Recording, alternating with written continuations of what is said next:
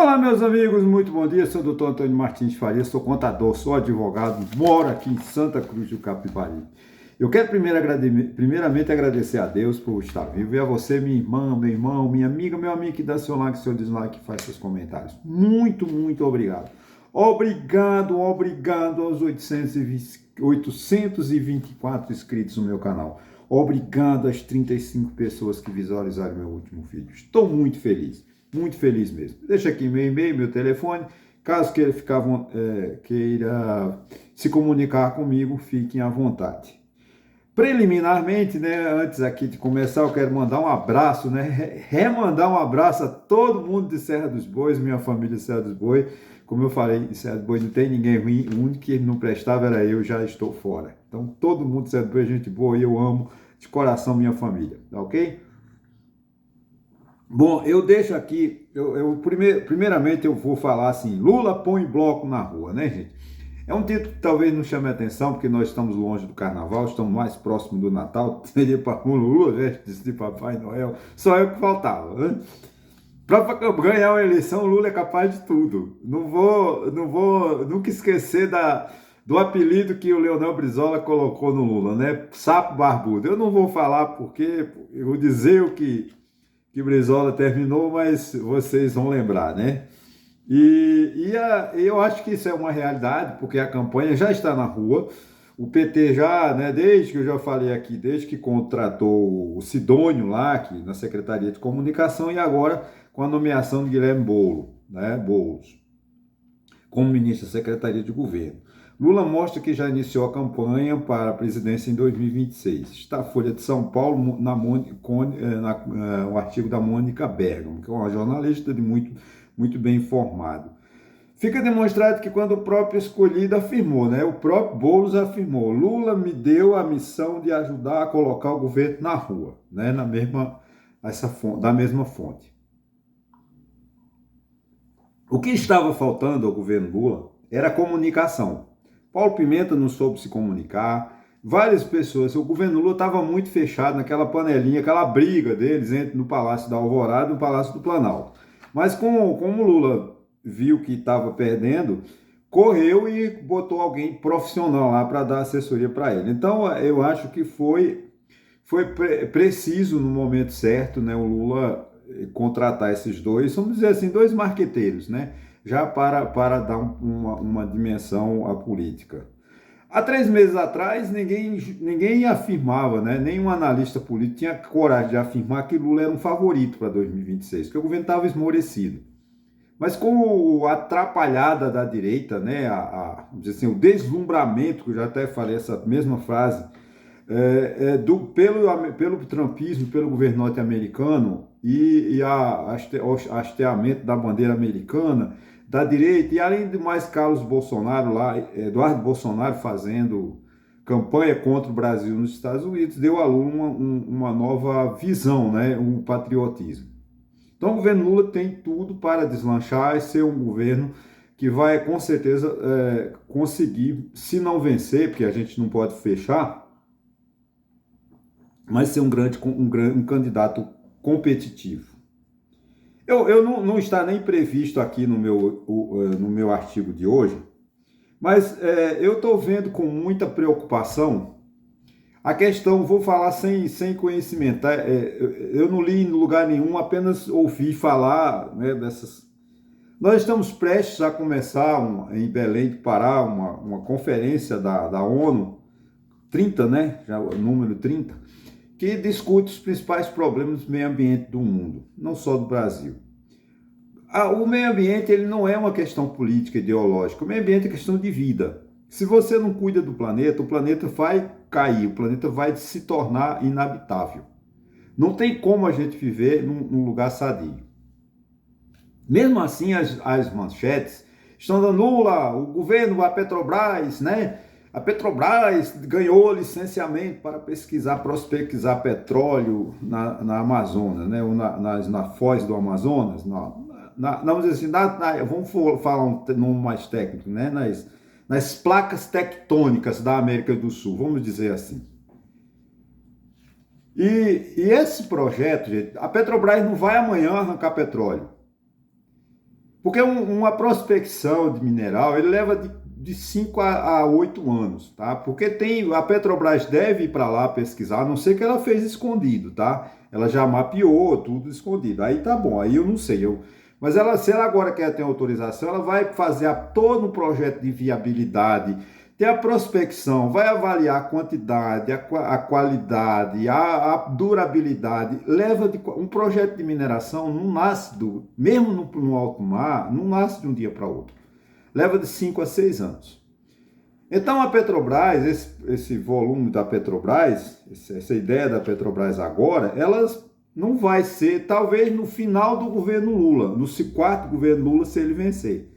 Vamos lá, mais 4 ou 5 anos, né? Em 2030, por aí, em 2030 é que esse projeto da Petrobras, com essa exploração de petróleo, se for bem sucedido, é que começará. Porque não tem, a não ser que eu esteja desatualizado, eu confesso, que outros equipamentos de pesquisa estão mais evoluídos, que dão dados mais precisos de uma forma mais imediata. Tá? A Petrobras, eu quero deixar aqui bem claro que eu não estou sendo antipatriota, nem traidor da pátria. Meus amigos, minhas amigas. Ele diz assim, a Petrobras é nossa. Não, vamos ser sinceros. A Petrobras, ela gera riqueza, mas muita riqueza, menos para o Brasil. A riqueza da Petrobras é para as empresas americanas, para as empresas francesas, para as empresas inglesas, as empresas que têm a tecnologia. Por exemplo, quando eu trabalhava no Rio de Janeiro, tinha uma empresa francesa que ela tinha o domínio do cano que dobra, né, que curva. Porque é um cano, para você dobrar um cano, e quem faz uma plataforma de petróleo, você não tem ideia da dimensão que é uma plataforma? Porque a plataforma é um navio que está segurando um cano para baixo para buscar petróleo no fundo do mar. Né? Não deixa de ser um navio, tá? E isso quem tinha esse domínio era uma empresa francesa. Ela tinha 3 ou 4 prédios de 20 ou 30 andares no Rio de Janeiro, só de funcionários trabalhando para a Petrobras. Então, os grandes recursos, a riqueza que a Petrobras gera, claro, ela tem acionistas nacionais, 50%, 51% é do governo, mas as prestadoras de serviço é que ganham dinheiro. Da mesma forma, o Banco do Brasil. O Banco do Brasil, o Banco do Brasil patrimônio. Não, é o patrimônio do agronegócio, dos grandes latifundiários. O Banco do Brasil é de grandes fazendeiros, de grandes industriais em São Paulo que pegam do seu dinheiro. Da mesma forma, a Caixa Econômica, o BNDES joga 400 bilhões de reais por ano só para ricos. Não tem uma vez ou outra o BNDES abre lá um créditozinho de 100 mil reais para pequeno empresário. Mas é raro, eu não sei se tem uma carteira de crédito privilegiada. Pois uma cidade como Santa Cruz do Capibaribe, uma cidade Toritama, Caruaru, Santa Cruz do Capibaribe, que forma um polo industrial de prestação de serviço, de venda, de confecção, que gera milhões de empregos. O BNDES nem sabe dessa existência. Mas para grandes empresas, JBS, comprar empresas americanas, ela financia. O BNDES financia para grandes empresários comprarem aviões. Porque você pega um juro a 9% ao ano, o BNDES libera esse valor para você fazer um projeto em 2, 3 anos. Você pega esse dinheiro e não vai fazer projeto, não. Você vai investir a 10 ou 12%. Vocês me desculpam, eu não é uma crítica sem fundamento. É a experiência que me diz isso. O Brasil tem um PIB, mas você vai ver quem são as empresas que investem. As empresas multinacionais. Desde 1951, 55, né, do período de Juscelino, que a indústria automobilística está aí de incipiente. Precisa de 12, 13 bilhões de dólares por ano, milhões de reais de incentivos fiscais para poder a indústria automobilística sobreviver no Brasil. Cadê a tecnologia que nós recebemos do Brasil? Cadê a marca brasileira mundial, como tem as grandes, como tem a Coreia do Sul, o Japão, né, que tem marcas de automobilísticas que são vendidas no mundo inteiro, a China. Cadê o carro que o Brasil vende? Porque o Brasil não desenvolveu tecnologia. Aí, o Brasil sustentou uma Embraer há anos, privatizar uma empresa estatal, agora ela para onde ela faz fábrica de avião? Peças de avião vende para os Estados Unidos ou aviões para os Estados Unidos. Então esse Brasil está todo errado. Porque o Brasil não investe em educação e não tem uma política voltada para nós. Nós ainda estamos com o pé na Europa. Aquele homem branco que dizia que era melhor do que todo mundo e por isso explorava a África. Nós não mudamos. Isso no século XVIII, século XIX era o pensamento da Europa. O homem branco europeu é superior. Então a gente pode muito bem retalhar a África como retalharam a África. Quando a Alemanha quis lá, né, em 1800 e alguma coisa, quis os territórios da África, que o Império Alemão, o que disseram? Não, já está tudo repartido. O Brasil ainda tem essa mentalidade de não investir, né, de viver sem tecnologia. O Brasil exporta, mas exporta soja, exporta minério, exporta pouquíssimas indústria brasileira, tecnologia. Cadê os nossos carros, gente? Já éramos para termos marcas reconhecidas internacionalmente. Há quantos anos o Brasil investe na área de tecnologia, de TI? A inteligência artificial é uma realidade. Ainda ontem mesmo eu fiz uma pesquisa. A inteligência artificial só não me disse a cor dos meus olhos. Isso não se discute nem nas escolas. Se você perguntar para um aluno de 16, 17 anos o que é inteligência artificial, ele não sabe. Sabe por quê? Porque quem está desenvolvendo a inteligência artificial é o Canadá. Eu vou falar dos periféricos. Inglaterra, China e Estados Unidos são os principais. Estão até preocupados com a bolha, né? Uma futura bolha nas empresas de tecnologia. Porque a inteligência artificial pode ser um boom, né? E pode ser que ela não dê em nada, fica onde ela está. Como ela migrou, a inteligência artificial não nasceu ontem, nasceu nos anos 50. Ela vem se desenvolvendo paulatinamente dos anos de 1950, do século XX para cá. E tem dado agora, ela está dando, porque ela saiu daquela implantação, né? Já está numa fase de criação de robôs. Estava vendo ontem que a Amazon, uma empresa multinacional, transmundial, dizendo que vai trocar não sei quantos mil empregados por robôs. Ainda ontem eu estava ouvindo uma matéria no AB TV aqui, que é da Globo, em Caruaru, que de 2022 para cá houve um aumento de 66% dos acidentes de trabalho. Por quê? Porque os empregados não têm equipamentos EPI. Né? Aí tinha umas pessoas penduradas numa corda lá, limpando uma vidraça de um grande prédio. Falei, isso aqui acaba com um robô, porque você trabalha para um robô. Daqui a 25, 6 anos, os robôs é que estão fazendo esse trabalho. Mas o Brasil não sai, o Brasil parado, o Brasil está na era de 60, 70. Até não está, porque está pior, porque deixou de crescer. O Brasil não tem investimento. Eu tomei meu tempo, né, aqui, mas eu acho que essa reflexão, gente, é fundamental. O Brasil não cuida dele. Quem cuida do Brasil são as multinacionais. Você é contra o capital estrangeiro? Não sou contra. O Japão foi para a Coreia, desenvolveu tecnologia na Coreia. Hoje a Coreia é uma potência. Coreia do Sul é a Coreia do Norte. Todo mundo fala, mas tem bomba nuclear. Então não é um subdesenvolvido. Nós estamos com Angra, o sistema das usinas nucleares no Brasil da década de 70, no governo Geisel, eu acho 68, 69, que até hoje não terminaram essas obras. Angra 1, Angra 2, sei lá, acho que eles estão discutindo se desativa uma delas, não sei se é 2 ou 3 a Angra 3, que o prejuízo é de 74 bilhões de reais, se eles disserem não vamos mais fazer essa usina. Porque uma obra que começou na década de 70, e claro que a tecnologia hoje no século XXI está totalmente desatualizada. Quando ela entrar em operação, não serve mais.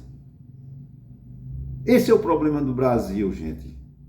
O Brasil que não investe em educação, o Brasil não se preocupa com ele. Né? Agora vou mudando de assunto. Roubo nas emendas parlamentares no Maranhão. Tá vendo? De novo. A Polícia Federal investiga um suposto esquema de desvio de verbas de emendas parlamentares no Maranhão. A deputada Cláudia Coutinho, do PDT, e Helena do Alibe, do PP, destinaram R$1 milhão para uma festa infantil, mas ninguém sabe que dia e que hora essa festa aconteceu. Ou seja, dinheiro desviado.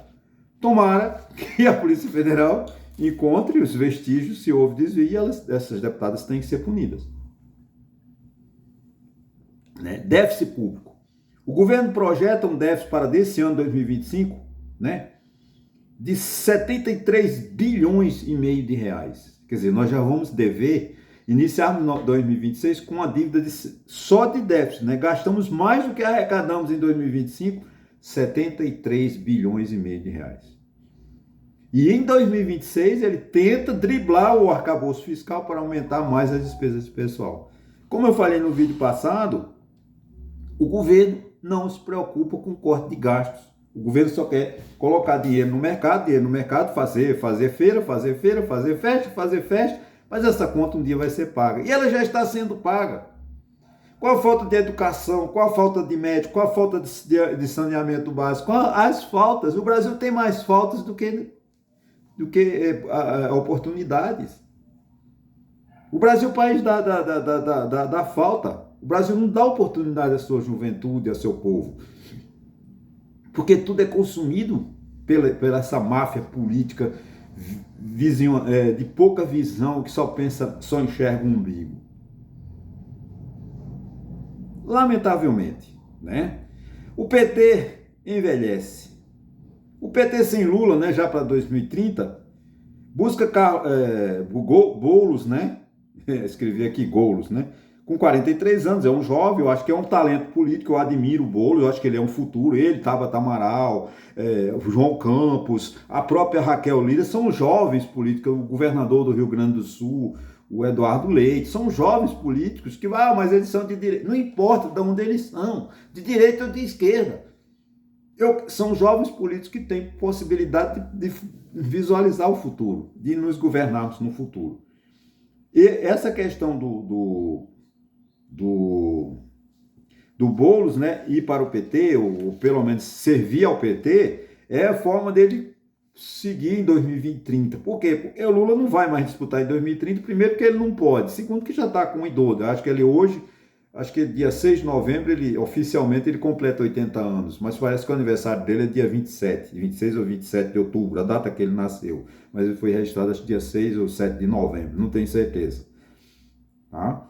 O Boulos, ele fala com as massas, ele movimento sem terra, movimento, né? Todo ele é a linguagem de Boulos. Boulos sabe viver nessa máfia. E o Haddad não dá para substituir Lula, porque o Haddad só fala com a Faria Lima, é intelectual, né, bonitão, não tem a povo, né, como o seu projeto. Já o Boulos, não, o Boulos tem. Então seremos daqui a 4 anos, né, uma briga boa entre Gleisi Hoffmann, essa turma ainda jovem, né, Boulos e Haddad, para ver quem vai substituir o Lula. O STF, eu vou falar um pouco do STF, deixa eu ver quanto tempo aqui. Ainda dá uns minutinhos. O STF é o seguinte, o Brasil é um país laico, tá na Constituição, tá? Mas o STF parece um templo com evangélico, né? Agora, né? Porque o Bolsonaro botou 2 terrivelmente evangélicos e Lula parece colocar lá um terceiro. Daqui a pouco não vamos mais levar em consideração a chamada saber jurídico e a condição ilibada. Não serão mais requisitos, porque se você não for evangélico, você não vai para o STF. Gente, nós não somos um país, uma dinastia onde, né, como o iraniano, que é teocrático. Isso me preocupa muito. Eu sei que o Lula é um cargo político, o Lula vai ganhar com isso, que ele quer se aproximar dos evangélicos, né? Uma parte dos evangélicos estão brigando, Malafaia e o resto, mas tem uma boa parte que está com o Lula, porque um cargo de ministro do STF não é pouco, é muita coisa. Eu só espero que a justiça nunca abra os olhos, porque se ela abrir os olhos, ela vai chorar, vai prantear muito. Eu gosto mais dessa palavra, prantear, né? Essa palavra que eu aprendi em 1983, né? 83, 84 por aí, não me lembro. 82, 83, 84, eu nunca mais esqueci dela. Acho que é muito melhor prantear do que chorar, que é a mesma coisa, são sinônimos, tá? Finalmente, esse é o Brasil que funciona, né? PCC, como é que é? Não sei lá,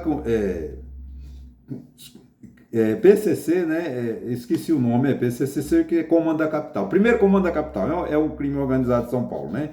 Cria um departamento de recursos humanos. Em toda empresa, né, que se preza, toda a sociedade, você vê lá RH, ODP, como era antigamente, departamento pessoal, né? E isso ficou em desuso nas empresas agora, nas grandes empresas, porque não tem mais agora, todo mundo trabalhando em office, né? Home office, então assim, meio a parte de RH não está dando muito ibope. O PCC tem lá um departamento, segundo a Polícia Federal, para cuidar dos recursos humanos, né? do comando lá dos associados. É uma coisa assim muito engraçada, né? Eu acho isso. Esse é o país que funciona no Brasil, o crime organizado. O crime organizado está melhor do que o Estado. Ele está mais forte que o Estado. Como tem 28 milhões de pessoas, não tem o Estado presente, porque o crime organizado domina, né? E a gente está de olhos fechados achando que isso é brincadeira. Não é não, gente, isso é muito sério. O Estado perdeu a capacidade de controlar a sua segurança pública. Nem os governos municipais, nem os governos estaduais, nem o governo federal atuam na segurança pública e o país está ficando um país ingovernável, né? Eu vou aqui abrir um parênteses. A Revolução Russa de 1917, ela não nasceu em 1917 nem em 1916. Ela começou lá em 2005, em 1905. Foi de 1905 até em 1917, quando rompeu o processo. E eles não eram comunistas, nunca foram comunistas. Mas, infelizmente, passaram essa ideia para a gente porque fecharam os olhos. O monarca lá fechou os olhos para um problema que nasceu em 1905. E ele só foi ser decapitado lá em 1917.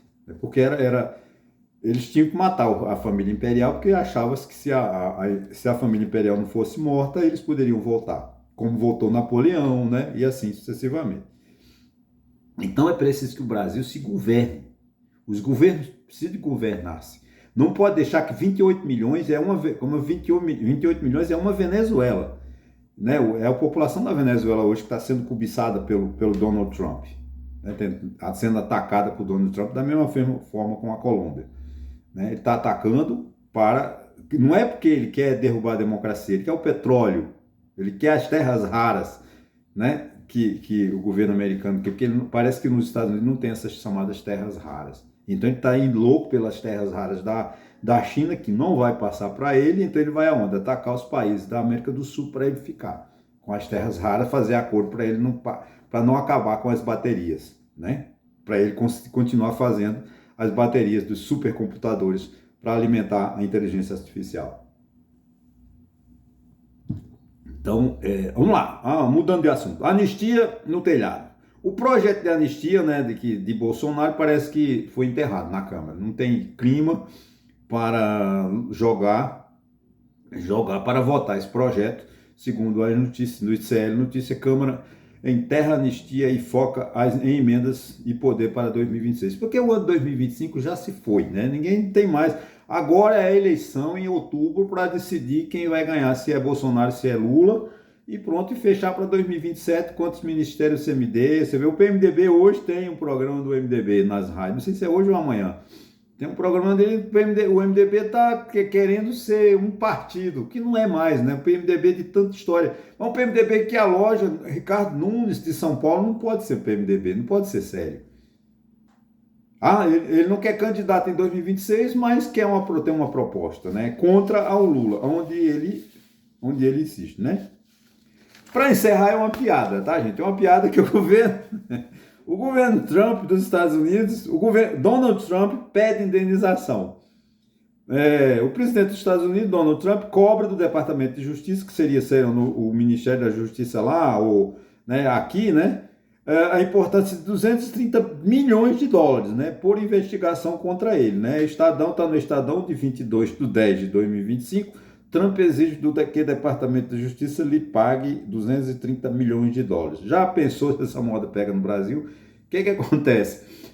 Os advogados que ingressaram com a ação são os mesmos que estão trabalhando nesse departamento. Você acha que o Trump não vai vencer? Eu não acho que não. Tá, gente? Então, eu não sei, 24 minutos, tá bom? 25, eu quero me despedir de vocês. Se você chegou até aqui, meu muito obrigado. Se inscreva no meu canal para que a gente possa crescer. E talvez hoje eu acho que eu não fiz um princípio, meio e fim, mas a minha reflexão foi interessante nessa questão do Brasil. A gente fortalecer o Brasil, né? O Brasil vive para as multinacionais, mas eu não sou contra o capital estrangeiro, tá, gente? Pelo amor de Deus, eu não sou contra capital estrangeiro. Agora, o capital estrangeiro é preciso que a gente saiba usá-lo na pesquisa, no desenvolvimento. O capital estrangeiro é sempre bem-vindo. Eu vou sempre apoiar o capital estrangeiro. Agora, é preciso que o Brasil se desenvolva.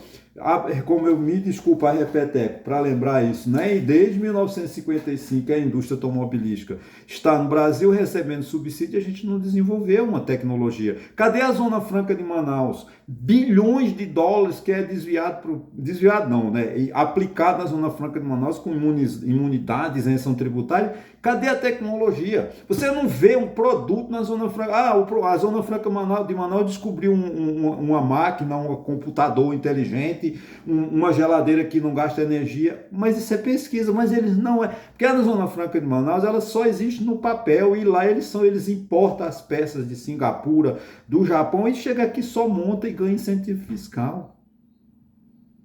Então é preciso repensar esse país, gente. Eu não sou nem contra a Zona Franca de Manaus, nem contra o capital estrangeiro. Agora é preciso que a gente olhe, fiscalize. O Brasil tinha que deixar de ser um país empresarial, como está no artigo 173 da Constituição, e ser um país regulador. As agências reguladoras têm uma função fundamental. Foram criadas no governo de FHC com esse objetivo de fazer essa regulação dos setores, né? Fiscalizar. Cadê as agências reguladoras? Estão entregues a políticos. Não sei, sinceramente, desculpa a minha ignorância, qual é o partido que domina as agências reguladoras? Deve ter, porque durante muito tempo foi o PTB de Roberto Jefferson. A Agência Nacional de Saúde era governada pelo Roberto Jefferson. Do partido de Roberto Jefferson, que era o PTB, antigo PTB, né? Ou o novo PTB, porque o velho PTB de Vargas é outra história. Ok, gente? Bom final de semana. Até sexta-feira.